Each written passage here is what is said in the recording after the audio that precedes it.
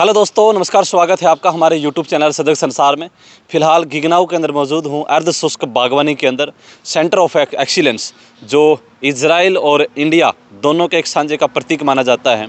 और आज इस रेगिस्तान इलाके के अंदर अगर खजूर की खेती करने का सपना अगर किसान सोच सकता है तो वो इसी इंडो इजराइल बागवानी के अंदर से सोच सकता है, क्योंकि यहाँ पे कुछ समय पहले यहाँ पे एक शुरुआत की गई थी और उस शुरुआत को यहाँ के लोगों ने धरती के ऊपर उतारा भी है। क्योंकि पूर्व में कृषि मंत्री रहे जयप्रकाश दलाल जी के प्रयासों से जब यहाँ पे इंडो इजराइल जो सेंटर है वो खोला गया था और उस समय सोचा गया था कि क्या कुछ होने वाला है। ये तमाम तस्वीरें थोड़ी सी आप देख रहे होंगे, क्योंकि यहाँ पे एक रेगिस्तान इलाका होता था, गिगनाऊ की ये बनी होती थी, बिल्कुल सूखी।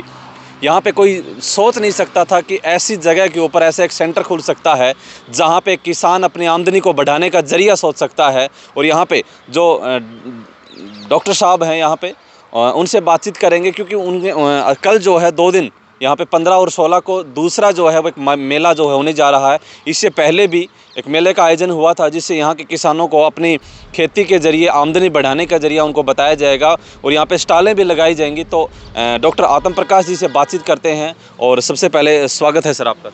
बहुत बहुत धन्यवाद आपके यूट्यूब चैनल का। जी, तो डॉक्टर साहब, मैं जानना चाहता हूँ कि ये जो आज तैयारियां हो रही हैं, पंडाल दिखाई दे रहा है, सेंटर ऑफ एक्सीलेंस के बारे में थोड़ा सा बताएं। कौन सा मेला लगने जा रहा है और इस मेले से यहाँ के लोगों को क्या फ़ायदा होगा? हमारे ये दूसरा हमारा जो द्वितीय है होर्टी एक्सपो है। और जो है ये 2023 में हमारा सेंटर बन के तैयार हुआ था। तो इसमें लगभग 3000 किसान हमारे इन 2 दिनों के दौरान आएंगे, जो कि हमारे सेंटर पे जो टेक्नोलॉजी है इजराइल गवर्नमेंट के साथ कोलैबोरेशन करके, जैसे टपका सिंचाई प्रणाली है, रिज बेड पे है, या अनार की खेती कैसे की जा सकती है। सबसे ज़्यादा उपयुक्त इस इलाके में खजूर की खेती को किया जा सकता है और सरकार इसको लेकर के बहुत ही अच्छे कदम उठा रही है। आने वाले टाइम में सब्सिडी भी अच्छा दे रही है किसान भाइयों को और ज़्यादा फोकस खजूर की खेती का इस इलाके के अंदर किया जा रहा है। मतलब 2 से 3 सालों का जो प्रयास रहा है, यहाँ पे हर एक चीज़ को आजमाया भी गया होगा कि ये जो धरती है, ये जो बालू रेत है, ये किस चीज़ के लिए उपयोगी ज़्यादा है। तो हर एक चीज़ की करके भी देखी होगी। आपने बताया कि खजूर के लिए ज़्यादा यहाँ के लोग जो हैं इसके ऊपर आमदनी को बढ़ा सकते हैं, जो मंत्री जी पहले बोला भी करते थे। हमारे यहाँ पे 17 प्रकार के स्ट्रक्चर लगाए गए हैं, अलग अलग प्रकार के। सब्जियों की खेती की बात जहाँ तक है तो हमारे जो यहाँ पे शिमला मिर्च, चाहे वो येलो शिमला मिर्च हो, चाहे लाल रंग की शिमला मिर्च हो, चाहे हरे रंग की हो, और टमाटर और चेरी टमाटर बहुत ही अच्छे हो सकते हैं यहाँ पे।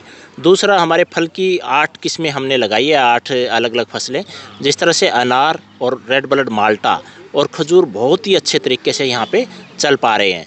तो खजूर की खेती को हम प्रोत्साहन करेंगे यहाँ पे, क्योंकि जैसे कि पता है कि 1 एकड़ के अंदर 64 पौधे ही खजूर के लगते हैं, जिसमें 60 पौधे मादा और 4 पौधे नर।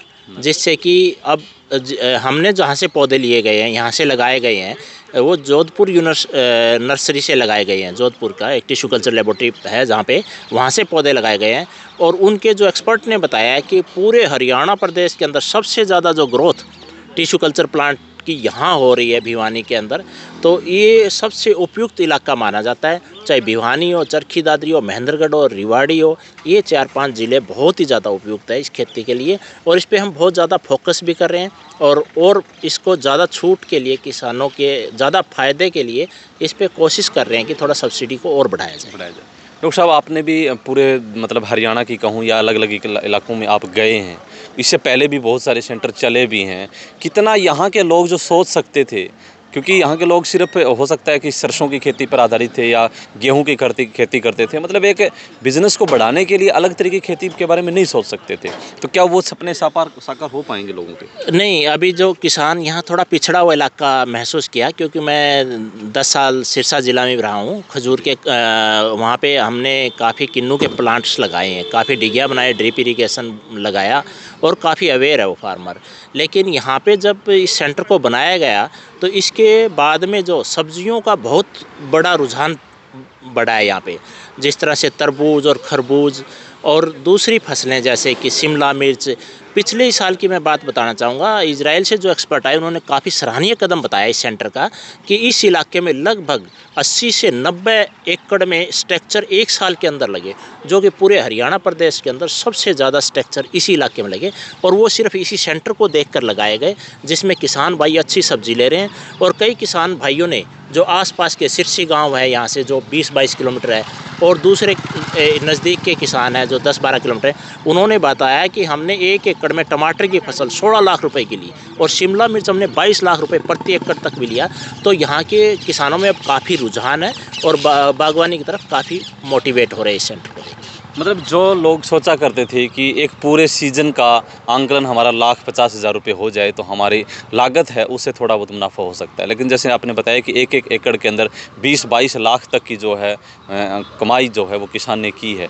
इस सेंटर से आपने बताया कि लगभग 50+ जो हैं या फिर 80 के लगभग किसान हैं ये यहाँ पे अपने पॉली हाउस लगा करके अपनी गुजारा कर रहे हैं। आकर्षण का केंद्र कहूँ तो बताया गया है कि श्याम सिंह राणा जी जो अभी फ़िलहाल कृषि मंत्री जी हैं पहुँचेंगे, 2 दिन का मेला रहेगा।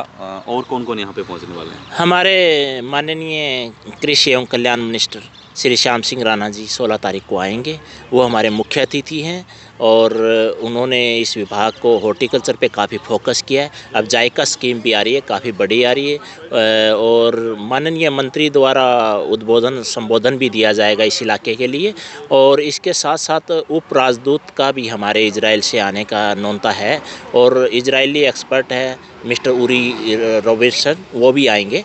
तो इस तरह से काफ़ी महानिदेशक उद्यान आएंगे हमारे, और हमारे head of the department doctor Arjun Singh Saini जिन्होंने बहुत मेहनत करके इस हॉर्टिकल्चर डिपार्टमेंट को इतने आगे लेके आए हैं। उन्होंने विभिन्न प्रकार के हमें समय समय पर मार्गदर्शन करते रहे हैं। उन्हीं के मार्गदर्शन पे हम ये सेंटरों का बना रहे हैं। ये 5वां सेंटर है हमारा इंडो इजराइल, और हमने हरियाणा स्टेट के साथ मिलकर के 9 अलग सेंटर बनाए हैं। टोटल हमने 14 सेंटर बनाए हैं हरियाणा के अंदर से। एक लास्ट प्रश्न पूछना चाहूँगा, कई लोगों की प्रश्न था कि यहाँ मेला लगेगा तो हो सकता है कि पौध वितरण होगी यहाँ पे किसान आएंगे, तो ऐसा कुछ होगा या फिर स्टॉल के माध्यम से उनको अपनी खेती के बारे में बताया जाएगा? नहीं, पौध वितरण का तो किसानों का नहीं है अब की बार, क्योंकि अब की बार किसान वैसे ही बुकिंग करवाते हैं, उस पर सब्सिडी दी जा रही है किसानों को 50% अनुदान से।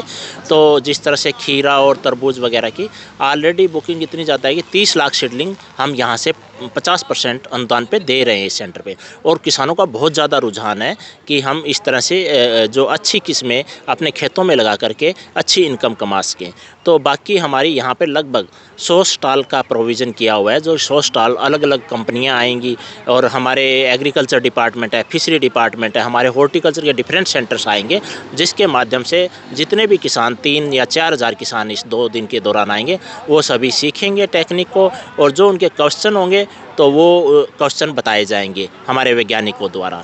इस दौरान ये भी किया कि और माननीय हमारे एग्रीकल्चर मिनिस्टर हैं, जो कृषि एवं कल्याण मिनिस्टर है श्री श्याम सिंह राणा जी ने ये हिदायत हमें दी है, हमें आदेश दिए हैं कि भाई कम से कम प्रोग्रेसिव फार्मर है 5 जिलों के, उनको अच्छा से अच्छा इनाम दिया जाए। तो हम ना 34 किसानों को इस बार 21-21 हज़ार रुपये का इनाम दे रहे हैं, और जो कि हमारे माननीय कृषि एवं कल्याण मंत्री है और हमारे चीफ गेस्ट हैं, उनके द्वारा उन किसानों को दिया जाएगा।